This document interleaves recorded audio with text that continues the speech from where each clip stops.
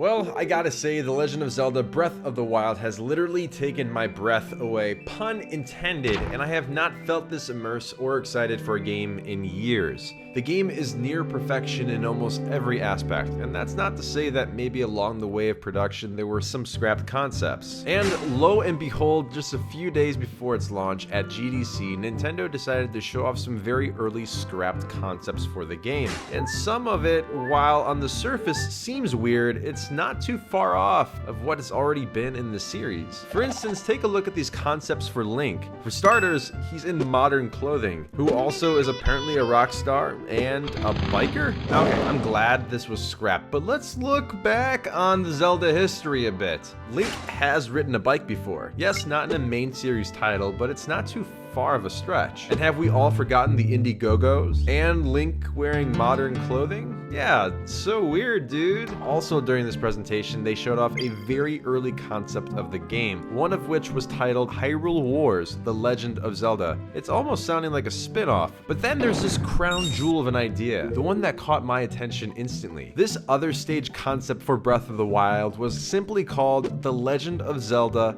Invasion, which shows Link staring up into the distance as a UFO drops ships from the sky as it invades Hyrule.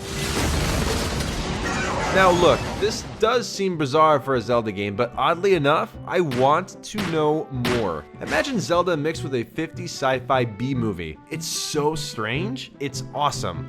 Is such a thing even possible? But I have a theory that some of these ideas actually made it into the Breath of the Wild game you are playing today, so allow me to explain. I honestly believe the Guardians were originally designed by Nintendo as aliens, or at the very least, pods or small ships for the aliens. I mean, just look at them. I get such a War of the Worlds vibe. How they move, how they look. I mean, granted, in the story, they were created in Hyrule, but was this the original idea? It would not surprise me one bit if these dark objects coming out of the mothership were none other than the Guardians invading Earth. And let me also bring up this small detail I noticed in the game that may or may not connect the two. At the start of every single shrine, you hear a very distinct sound.